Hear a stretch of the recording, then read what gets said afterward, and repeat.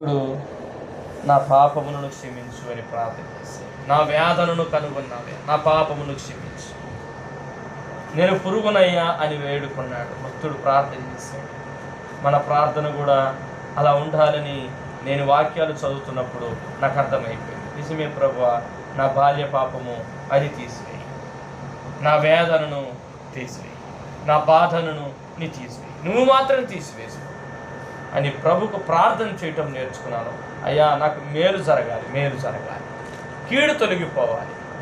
కీడు ఎక్కడి నుండి తొలగిపోతుందంటే గొర్రెల రక్తము, పొట్టేల రక్తము, కీడు తీసేయలేదు, కీడు తీసేయలేదు.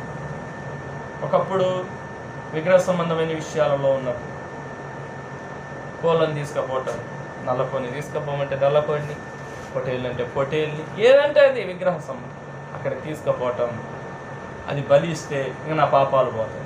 లేదు లేదు, అది పాపాలు పోవట్లేదు. ఏటేట ఏటేట ఏటేట గుర్తొస్తాయి. ఏటేట అంటే ప్రతి సంవత్సరము కూడా చేయవలసి వస్తుంది. ప్రతి సంవత్సరం అంటే పూర్తిగా నా పాపాలు క్షమించబడిన అనుభవము లేకుండా ఉంది.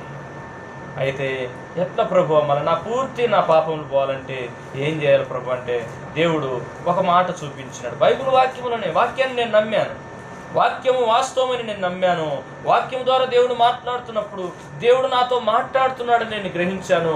కాబట్టి చివరి మాటలో ఆ మాట ఏమని ఉందంటే, అక్కడ రాయబడిన ఒక చక్కని మాట,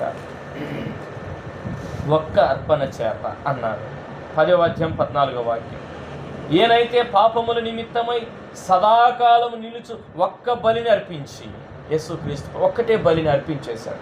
సదాకాలం నిలిచే బలి, ఏటేట ఇంకా బలుని అర్పించాల్సిన అక్కరలేదు. ఇంకా ఒకటే బలిని అర్పించి అప్పటి నుండి తన